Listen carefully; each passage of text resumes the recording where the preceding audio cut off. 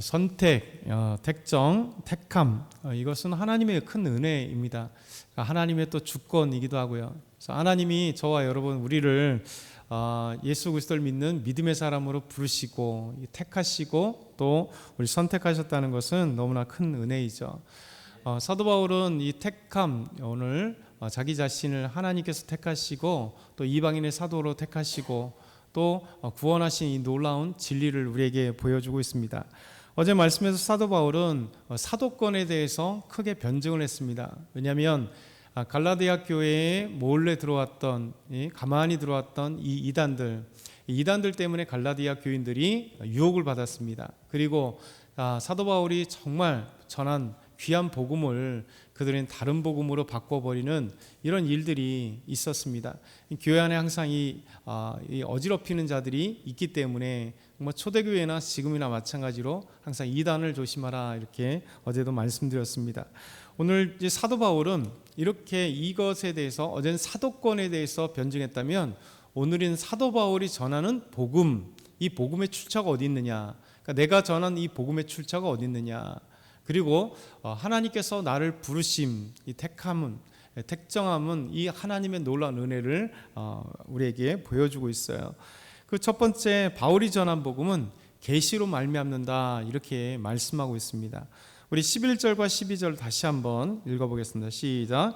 형제들아, 내가 너희에게 알게 하노니 내가 전한 복음은 사람의 뜻을 따라 된 것이 아니니라. 이는 내가 사람에게서 받은 것도 아니요 배운 것도 아니요 오직 예수 그리스도의 계시로 말미암은 것이라. 아멘. 가만히 들어온 자들, 이 이단자들은 사도 바울이 전한 복음이 잘못됐다, 이렇게 교인들을 유혹하고 있는 거죠. 그러면서 사도 바울은 이 전한 복음에 대해서 강력하게 자신을 변증하고 있습니다. 나의 사도권도 사람으로 말미암은 것도 아니고 사람에 의한 것도 아니고 죽은 자 가운데 살리신 예수 그리스도를 살리신 하나님 아버지로부터 내가 사도가 되었다라고 변증했다면, 이제 내가 너희에게 복음을 전해서 너희가 예수 그리스도를 믿고 구원받아서 이제 교회가 된 이 놀라운 복음, 이 복음은 어디서부터 말미암느냐? 그것은 다른 것이 아니라 바로 계시로 내가 만난다라는 것이죠. 사람의 뜻으로 난 것도 아니고 사람의 배운 것도 아니다. 이 복음은 하나님이 나에게 직접 주어진 복음이다라는 것입니다. 이것이 사도 바울의 강력한 복음의 능력이에요. 왜냐하면 사도 바울이 어디를 가든지 주의 복음을 담대히 증거됐을 때 우리 주님께서 그를 부르시고 그에게 복음을 주셨기 때문에 십자가에 죽으시고 부활하신 예수 그리스도. 그래서 서신서 우리가 로마서부터 시작해서 쭉 서신서를 보게 되면 사도 바울은 강력한 복음을 전해죠. 그 복음의 가장 중요성이 뭘까요? 예수 그리스도의 십자가의 죽으심과 부활, 이것이 사도 바울의 놀라운 복음의 핵심입니다. 그래서 예수님의 그 십자가의 죽음에, 이 십자가의 죽음으로 말미암아 우리가 죄 용서함을 받는 속죄가 이 십자가의 복음 안에 있다. 이 십자가는 너희는 죽였으나 우리 하나님이 그를 십자가 안에서 다시 죽음 가운데 살리셔서 놀라운 역사, 하나님의 아들로서 우리에게 구원의 증거자가 되게 하셨다. 이것이 사도 바울의 전하는 복음의 핵심입니다. 근데 이것은 오직 예수 그리스도의 계시, 우리 예수 그리스도께서 계시로 주셨다라는 거예요. 여러분, 이 계시가 어디서 나오는가 좀 이따 보겠지만, 적어도 이 계시는 첫 번째는 다메섹에서 부활하신 예수 그리스도를 만남으로 시작되죠. 그리고 그가 아라비아로 가서 그것에서 하나님과 묵상하고 기도하는 가운데 하나님이 더 확실하게 주심으로 복음의 놀라운 능력을 알고 있습니다. 그리고 사도 바울은 가말리알 문화에서 최고의 이 율법학자였던, 당시의 최고의 율법학자였던 가말리알 문화세의 수화생이었습니다. 그래서 이 율법, 구약의 모든 율법을 그가 탁월하게 공부했고, 그 세상에 예루살렘의 그 어떤 자보다 율법을 가장 잘 알았던 그가 예수 그리스도를 만나고 나니까 율법에서 말하시는, 오고자 하시는, 우리에게 보내시고자 했던 그분, 율법의 완성은 바로 예수 그리스도시구나 라는 이 놀라운 사실까지도 알게 됐던 사도 바울. 이것에 대해서 자신의 이 복음은 권위가 있다는 거예요. 이 거짓 이 교사들, 가만히 들어온 이단들이 전하는 그 복음은 가짜다. 내가 전한 이 복음이 참되다. 그렇기 때문에 천사가 와도 전에도 거짓된 잘못된 것을 보낸다면 그것은 가짜라고 자신 있게 얘기할 수 있는 겁니다. 두 번째, 사도 바울은요, 복음을 전하기 위해서, 이방의 복음을 전하기 위해서 하나님의 은혜를 입었다. 곧 하나님께서 나를 택하셨다라고 하는 것이죠. 그거 13절부터 15절. 내가 이전에 유대교에 있을 때 너희들도 들었다. 내가 하나님의 교회를 핍박했다, 박해했다, 그리고 멸했다. 내가 동족의 여러 영갑자들보다, 나이도 많은 사람들보다 내가 더 유대교의 심히 지나치게 믿었다. 지나치게 믿을 수밖에 없었죠. 왜냐하면 그는 정말 하나님 앞에 헌신된 자이고, 다소로, 길리기아 지방의 다소라고 하는 아주 로마 시대의 훌륭한 도시, 그 화려한 도시, 그리고 부모가 로마 시민권을 갖고 있는, 그러니까 여러 면에서 권력과 돈과 모든 것을 가지고 있었던 그가 예루살렘으로, 더 유대인으로 철저한 믿음을 갖고 유학을 와서 예루살렘에서 가장 유명했던 이 랍비 가말리알 문화에 들어가기까지, 그러니까 당시의 문화생들은, 한 랍비, 최고의 랍비의 문화생들은 많이 뽑지 않습니다. 많아봐야 3명, 4명, 그렇잖아요. 자신의 모든 것을 전수하는 그 문화생들은 많지 않아요. 바둑도 그렇잖아요. 바둑을 수화생들은 지금은 조금씩 다르지만 옛날에 이창훈 구단이 여러 사람들 보면 일본에 가서 문화생, 그래서 그 스승에게 가서 일거수일투족을 다 보면서 함께 밥을 먹으며 숙식을 하면서 그 바둑의 모든 것들을 전수받을 때 바둑의 기술만 전수받는 게 아니라 그 스승의 모든 삶까지도 전수를 받아요. 그러니까 그 도제들은, 배우는 사람들은 사실은 몇 명이 되지 않아요. 그리고 모든 전심으로 그 스승의 모든 것을 받는 거예요.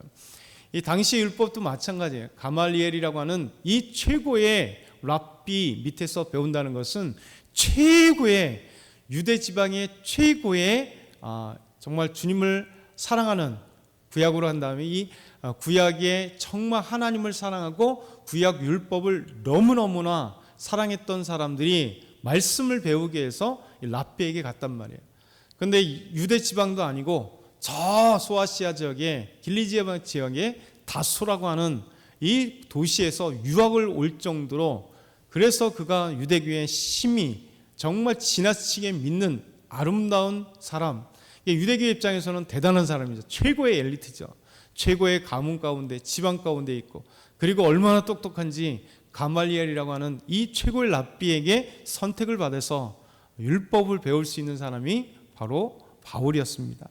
그런데 그가 그 열심이었으나, 그리고 조상의 전통을 더욱 열심히 했지만 그때 하나님의 은혜가 나타났다는 거죠. 이게 바로 택하심입니다. 하나님의 택하심. 저와 여러분을 택한 것도 하나님의 은혜, 우리를 부르신 것도 하나님의 은혜. 우리가 예수를 모르고 하나님을 몰랐으나 하나님께서 우리를 어머니의 태중에서 이미 우리를 택하시고, 또 어느 순간에 우리를 택하시고, 또 어느 때 하나님을 믿지 않았던 우리가, 죄악 중에 살던 우리가 예수 그리스도의 부르심을 받아서 주님 앞에 나왔다는 게 놀라운 은혜예요. 사도 바울은 언제부터 택하셨는가? 15절에 그러나 내 어머니의 태로부터 나를 택정하시고 그의 은혜로 나를 부르시니가. 이게 놀라운 하나님의 은혜잖아요.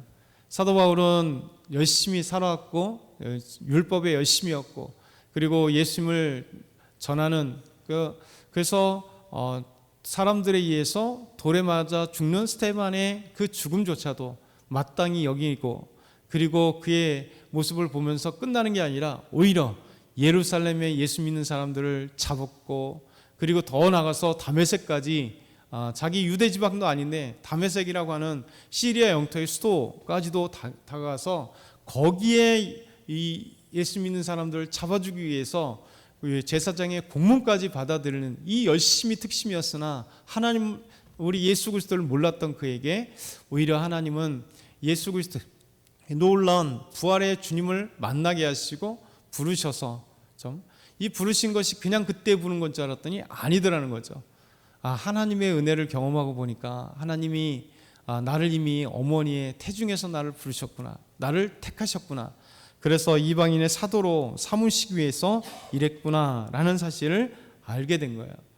이 놀라운 사실, 그 놀라운 비밀을 알게 되면서 사도 바울은 그냥 바로 복음을 증거한 게 아니라 아라비아로 향했습니다.